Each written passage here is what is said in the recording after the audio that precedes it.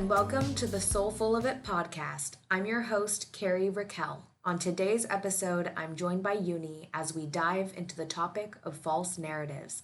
If you enjoy this episode, please remember to go give us a 5-star rating on iTunes and share it out with your networks. All right, let's jump into this. Thank you for joining me. It's really exciting to have you here. Thanks. So, what is your definition of a false narrative for our listeners who are like, what is that?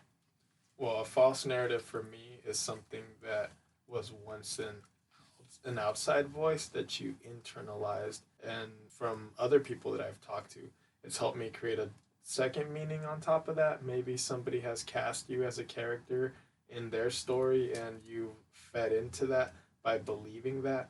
And I think sometimes we can do that to ourselves without knowing. Yeah, that is what I would say is a false narrative. Pretty much exactly how I would define it as well. It's just who you have been told that you are by other people in your life, maybe an authoritative figure, a parent or a teacher, and also who you've kind of bought into believing that you are. And I think this is really prevalent. We see this in school, right? I mean, it's kind of like Mean Girls, the movie, right? You're going around the around the cafeteria and you're like, those are the jocks and those are the weird kids and those are the anime nerds and those are the cheerleaders or whatever bucket it is that you fall into, and labels are super prevalent, and then those things actually are kind of like seeds. Mm-hmm. And then they kind of sprout inside of us and we start buying into them, or we start telling other people that that's who we are, or other people start assuming those things of us. In those, earlier days in our lives, if you're one thing, then you can't be another. What we're going to be talking about today is breaking down that as a false narrative in itself. Yeah. It's interesting. I ask myself if the false narrative exists as a child, because I feel like it starts as a teenager. Once you start noticing that there's other people's eyes on you, you suddenly become aware of your behavior in the space that you are occupying. You're putting your eyes on yourself, so then you're trying to fit some sort of mold. And I think this is what creates the perfect environment for these false narratives to kind of take root.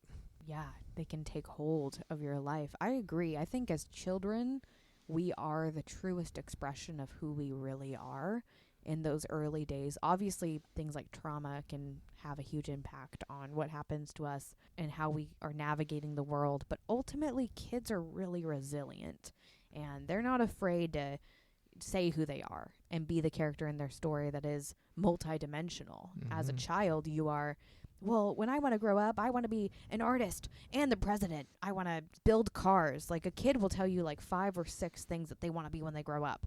And then when we get to an age when we're like teenagers, oh, I want to do this, but I don't know if that's even like realistic for me. Yeah, it's like we limit ourselves by putting ourselves in little boxes. And that's what false narratives do, is they kind of strap us down to, this is the way that you are, and this is who you are, and this is the character that you're going to be in this story. And that's what we're here to break down today, is the reality that you can be whoever you want to be in your story. And if you're listening to this right now and you're not really sure what character you are in the story of your life, I'd invite you to analyze that. Who am I to other people? Who am I to myself? And is that in line with who I want to be? And if I could be anyone, and it's not just the question of if I could be anything when I grow up, but kind of it is. If I could be anyone, not to choose another person to become. You're not going to be like, oh, if I could be anybody, I'd be Oprah, obviously, which is awesome. But if I could be anyone, what would that person look like? How would they feel? What would they wake up feeling and doing? What would they do first thing in the morning? What does that life look like? And then look at what you want and what you have and who you currently are and how you're living your life, and how can you overlap those things? Because the reality is that you can change your story at any moment in time. Yep, it's true. So I want to hear a little bit about false narratives that you've maybe carried throughout your life. What were those false narratives? Where were you in your life? And how did you overcome them? Well, I mean, it's a very loaded topic. I can start at any which point in my life, because I think I've embodied several different narratives. But I think I will stick to when I was younger. I had an abusive adult. I won't say who they were, but it was a family member, not my nuclear family, but extended. And they told me that I would never amount to anything. in life. And I think telling this to a 4th grade child is not something that normal people would do. This is not planting seeds to help grow a person in a positive way. And I think I really took that to heart because for the longest time, I really believed that. And I think I unconsciously was making decisions that was actually self-sabotaging to a degree that I became so afraid of success that I wouldn't allow any opportunity for it to flow into my life. And I ended up resenting myself, resenting my situations in life, and closing myself off from any opportunities that had the potential to really enrich my life. And it took so many years for me to recognize that and be able to step back and look at it and sit there and think, oh, this is not really the person that I am. It's like I am feeding into something because I'm afraid, and I think fear fuels that over time. Yeah, it's almost like easier to live in that fearful place because it is something that you're familiar with. Exactly. Do you think in your life that that person and their influence, probably they're older than you, right? So Yes. they kind of have an authority over you where as a child you might look up to them and think, well, certainly they can't be wrong, right? They can't be wrong about me. They know better than I do. I must be this thing. Do you think that believing in that false narrative at that young age snowballed into it kind of existing in other relationships with other people later in life? I think so, yes. I immediately noticed that as a child, I was just really bad at school. Like every single thing that I had to approach, I didn't even learn how to read until 5th grade. Everyone had these stars on their like chart. I had nothing. And my teachers would kind of reinforce that when they would talk to me. I ended up taking that on. It wasn't until maybe in my teenage years that I was able to step out of that and recognize that I was able to exceed other people's expectations to the point that like now I expect people to underestimate me because it's just so nice to watch their expression when I exceed their expectations. And that's kind of cool now that you're at this point where you're like, yeah, why don't you go ahead and underestimate me and watch me blow your mind? Yep. But that's not where you came from. You Mhm. probably came from a place, it sounds like, where you were used to being underestimated. Mhm. And in many ways, you kind of fulfilled that, kind of became like a self-fulfilling prophecy that, oh, well, you know, I am what you say I am. And so I'm just going to perform to that level. So what would you say is kind of, and I'm sure there's probably a series of these, but a turning point that you could share with us that helped you break out of that, you know, choosing to go, okay, you're going to underestimate me, but I'm going to perform to the level that I can perform to and challenge myself and rise to grow and bloom and evolve and become the person that I am and exceed in my greatness. And I'm actually okay with you underestimating me. It was actually a professor at Reedley College. It was Miss Kelly. She was a math teacher. I want to say I was 18. Okay, I cool. was 18. The turning point age in general. Yeah, exactly. And I had just failed that math class with a previous teacher who made me feel absolutely stupid and like I was a fool for not understanding something so complicated. And she actually helped me not only learn the math, it became easy. I got an A+ in her class. I ended up being in honors, and she believed in me so much that she paid for me to go to the honors trip in San Jose to like be part of these like conferences and workshops. And I think that was the first time in my life that I saw somebody outside of my circle, like a teacher, like spend hundreds of dollars on me because she wanted to make sure that I went because she saw some greater potential within me. And for me, that was a turning point because it made me aware of, yes, I do have potential. I have all of this like great qualities to bring to the table, and I'm capable of learning something complicated. So you can't sit there and tell me that I'm stupid for not understanding something. Maybe you're just not able to teach properly, because I think if you show me the teacher, I'll show you the student. If you have a quality teacher, you're going to have a quality student. And I think it's important to have these people that recognize these things and help you break outside of the mold that you had put yourself in, because after that, I never had a GPA below a 3.5 after that. Wow. And that just goes to show that for all those people who doubted you before, they really just weren't seeing your potential, and they certainly weren't acting on helping you grow into that potential. And I think that just speaks to how strong false narratives can and are in our lives. And they do kind of haunt us, like they follow us. And I would say for myself personally, the false narrative that I've come up against the most in my life, that even to this day will make side appearances here and there, is the false narrative of kind of being the villain of the story. And I notice in my early days, having troubles in family with just growing up, and we didn't have a lot of money. And, when my dad wasn't living with us anymore, it was very much a single mom raising 2 children. And the struggle of that was hard. And I kind of grew a really hard exterior to meet the fact that my living circumstances were difficult. And I didn't have a lot of trust in other people because things weren't always super stable for us. So it was hard for me to just trust in general. And it just became very easy for people to blame things on me, for things to be my fault. And I even had a thought recently where I had a memory. I went to a playground the other day, this week actually, and I just remembered being at a playground as a child, and this little girl at the playground that I was just like playing with. I didn't know her, but I met her there. I don't know how old I was. Probably was like 7 or something. I was pretty young. She wanted to convince me to climb on top of the slide, and I'm pretty mischievous, so I definitely thought about it. I was like, yeah, climb on top of the slide. We're not supposed to do that. Like, I might want to do that. But then I was also hesitant. I was like, I don't know if I'm going to do that. And she was like, I'll do it first. And I was like, okay. So she starts climbing on top of the slide. And as she's climbing on top of it, I'm realizing, I'm like, this is a terrible idea. I'm not going to do this. And she fell, and she hit her head or something. And granted, she was totally fine. It wasn't a very tall slide. It was for children, right? But I remember her mom just kind of being like, you told my daughter to climb on top of the slide. And it was just that easy. The universe was constantly magnifying this villain storyline to me, and I believed it. I just started believing it. And I remember in that moment, I don't think I even defended myself. I think to my mom later, I was like, Mom, I did not tell her to do that, because I didn't. But in the moment, to the woman, I don't think I even said anything. I think I just kind of let her steamroll me and shame me for being the bad kid, because it was kind of what would happen at school. And by the time I got to junior high, hormones are raging, you're going through puberty, you're kind of puffing up your chest, you're 13 or 14 years old, and you think you know everything. At that point in time, I was like, yeah, I'm a villain. And I had this whole time in my life, 8th grade in particular. It's a rough year for everybody, I think. Anybody who survived 8th grade and didn't come off with any scabs, God bless you.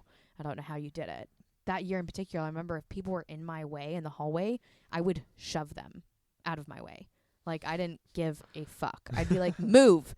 And I would push people out of my way. And that was because I was really embodying what people had been pouring into me for so long. But it didn't actually affect my academics. I was always performing well because I like to be able to fall back on that. I'd be like, okay, yeah, I'm mean and I'm a villain. I'm going to just do that. But I'm also the best student in this class. So what are you going to do about it? And for me, I guess a turning point, I'd say getting a job. That's pretty humbling. Getting your first job. And I think having my sister around and having her kind of remind me that I'm not this person, that was really helpful for me as well. And my mom was always really open-minded and very fair-minded. So she would always kind of balance out, oh, yeah, you might think this thing, but there's also this other way of looking at it. And she was very delicate and gentle in that way. So I think having a good balance at home kind of helped me round out. But ultimately, I didn't really take that storyline down and out of myself or really begin to fully until I left my hometown. And I think probably you can speak to that too, that there are storylines and false narratives that you didn't actually shed until you left California. No, definitely. And I'd have to agree. Sometimes I even wonder if people are aware of the fact that they're planting seeds in people, like these false narrative seeds. Because, as you mentioned earlier, this mother just walked up to you and said, oh, you did this to my daughter. Plant a seed.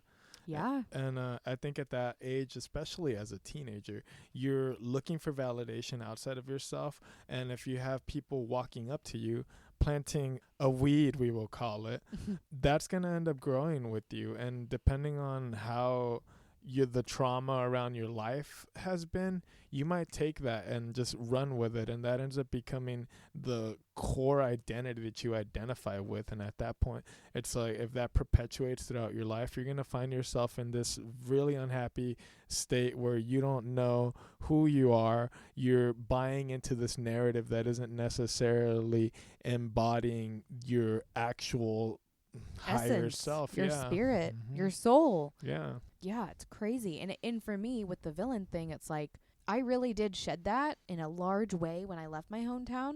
And I had to do that. I had to make that move. And that was like the only thing I knew. I didn't have any certainty in moving to Oregon that it was going to last or work out, or there was no way for me to really know how this was going to end up. And here we are, right?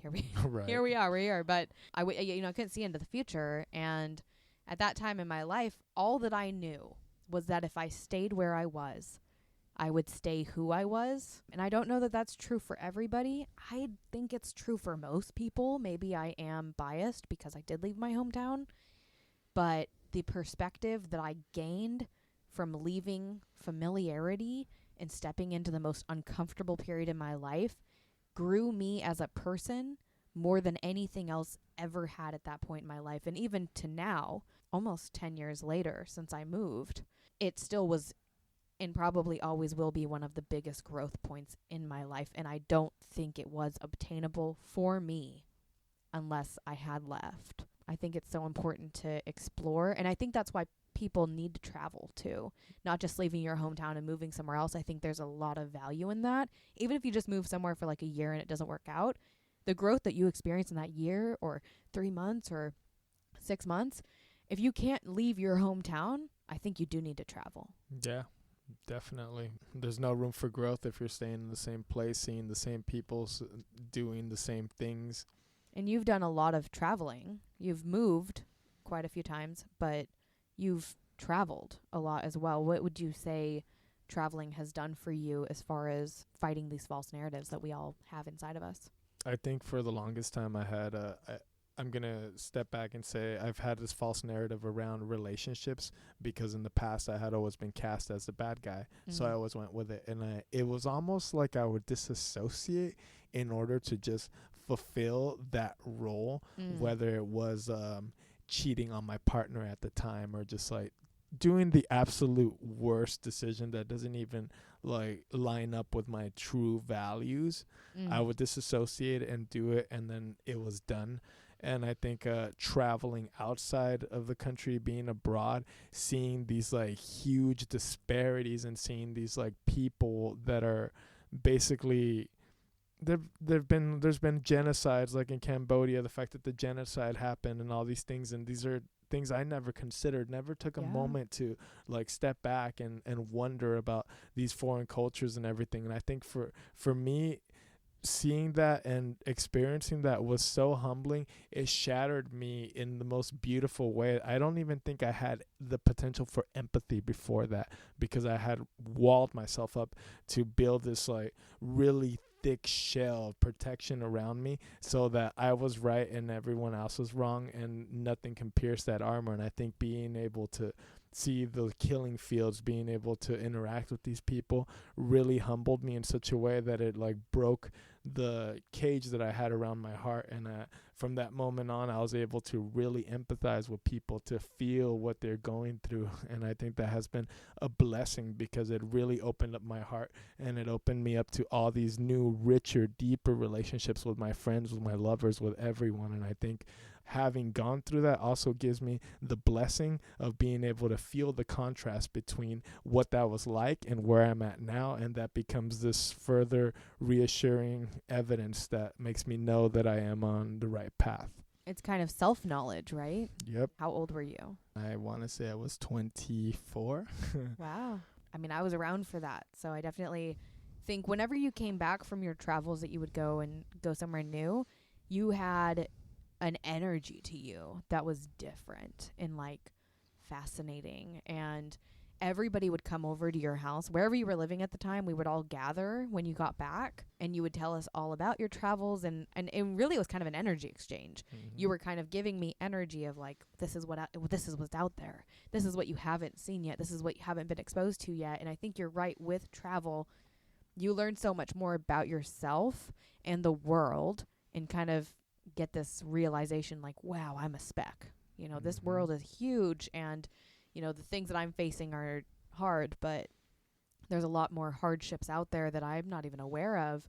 And it really starts to test what you perceive of yourself and the story that you are living out. And it can help you break out of those false narratives. I'm sure you came back, and if you had a false narrative before that you weren't empathetic, which probably you did because you weren't acting empathetic in your life at that point, you came back and you realized, it sounds like you had a massive capacity for being an empathetic and compassionate human being. Yeah, definitely. I think after that, I started feeling, and I was able to finally be vulnerable with people. And I think that allowed this new growth to come in and changing that narrative, especially when you're going to these extremely poor countries and you're seeing people with smiles on their faces greeting you like their family. And I think that just is a testament to the power of frames of mind and how you can choose to portray your narrative. I love that. That's beautiful. Thank you so much for sharing.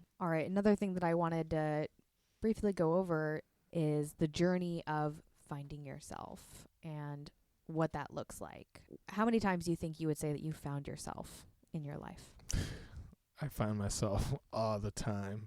I think it's something that never really goes away. You're constantly being reminded of yourself, and you're going to continue to find yourself in different places in your life. And I think that's the beautiful part of the journey, is just to see the unfolding of your life, of yourself, of all these deeper realizations of your very nature. And at the end of the day, I think that's the most rewarding aspect of being alive, is to be able to see how all these adversities and times and experiences end up really changing the flavor of the wine that you are. Yeah. I mean, we definitely age like fine wine in time, and we change. And I think that is also part of finding yourself. I think in society, it's kind of portrayed as like, well, when you find yourself, you'll go to college and you're going to find yourself, and you're going to get this new job and you're going to find yourself, and you're going to go on this vacation and you're going to find yourself. You don't just find yourself once. I didn't just move to Oregon and find myself. I found myself when I moved to Oregon. I found myself before I moved to Oregon. I found myself again a year into living in Oregon, and then a couple years later, and every month, every day, I was finding different parts of myself. And even now, like tomorrow, I could wake up and find a new part of myself. And with false narratives, sometimes we find a, quote, part of ourselves, and we go, wait a second, this isn't me. This is something somebody projected onto me. Yeah. This is, you know, so-and-so's trauma, or this is their anger or their grief, and it's attached itself to me, and it's dragging me down, and I'm embodying it. And I think we see that with energy. Like if you wake up and something goes wrong and you're having a bad day, and then it just avalanches into the worst day ever, and you speak it into truth early into the day, someone goes, how are you? And you go, not that good. Traffic was terrible. You know, I was late to work, blah, blah, blah. All of these things, as soon as you're saying them out loud, the vibration suddenly becomes true, right? And then by the end of the day, it actually is one of the worst days of your life, because you got in a car wreck. And now not only did you, wake up late and you got to work late, the traffic was bad, and so was rude to you at work, and you got a text message from somebody who was angry about something, and then you get in a car wreck and it's just the worst day ever. Things just avalanche like that. False narratives are the same way. Yeah. So when you start thinking, I'm a villain, or I'm not very smart, or I'm as lazy as people say I am, and I'm just throwing these out as examples, one of them being my own, but the other two being things that I've heard people say about themselves. What you say about yourself matters, and it becomes your truth. Thoughts become things. Beliefs become real, and they shape who we become, even if it's not who we are. And I think that's an important thing to be aware of, the difference, that who you become can be shaped by what's projected onto you and what you accept. Yeah. And we accept a lot more than I think we realize as humans. And people are constantly offering us things about us. You know, I can offer to you, hey, Yunii, I think you're one of my best friends and I find a lot of quality. Here you go. Like, you're such a great person, and I can offer that to you, and you can accept it or reject it. If you have self-love, you're going to go, oh my gosh, thank you so much. I am a great friend. Thank you for recognizing that. If you don't have self-love, you can actually block something that's highly positive from coming into you, and then it derails. And your false narrative could actually be what blocks your ability to receive a compliment. Yeah, your false narrative could be essentially the lens through which you're deciding to view your life upon, and that can either be working for you or against you. And it's in our language. I can't. I would if. Well, when I do this, then. Well, I'll be happy when. All of those sentences are limited. Yep. There are limitations that we're placing on ourselves, and other people have put them on us, and we've embodied them, but now we're adults, and now we have to navigate this world, and it's on us. You know, it's our responsibility to decide who we are and to decide who we become. Yeah. And that's what this episode's all about, is inviting, you know, if you're listening to this with us right now, you know, we're asking you to take a look inside of yourself. Who are you? How are you navigating the world? What do other people project onto you? What offers are you receiving? Which ones are you receiving well? Which ones are you receiving poorly? You know, if you're saying to me, Yunii, you know what, Kari, you're a shit friend, then I can reject that. And that actually does protect me. And that's necessary. And so there is a balance here, right? There are people in your life who might be negative or might be handing you things that you need to reject, but there are also good things that you need to accept. And your false narratives can block those things in any direction. It's true. All right. Well, then, to wrap this up, I wanted to ask you a few random questions. Go. Finish a sentence for me. One thing I'm grateful for is waking up today and being able to have the opportunity to sit here and share some of my story in hopes that it allows others to have permission to share their story, or even to just realize that there's other people going through these types of things themselves. Fill in the blank. I am the blank of my story. I am the hero of my unwritten mythology that will someday be written, I'm sure. It is written. Okay, and last question. What is your soul full of right now? My soul is full of gratitude, hope, and inspiration. I just want to be a person that plants seeds and pulls weeds from other people's soul gardens so that they can blossom and be the most brilliant, beautiful versions of themselves out in the world today and every day. That is beautiful. Thank you so much for sharing a little bit about you and diving into this topic with all of us. And I really appreciate you being here, Yunii. Thank you so much. Thank you for having me. And thank you to our listeners for tuning in to the Soulful of It podcast.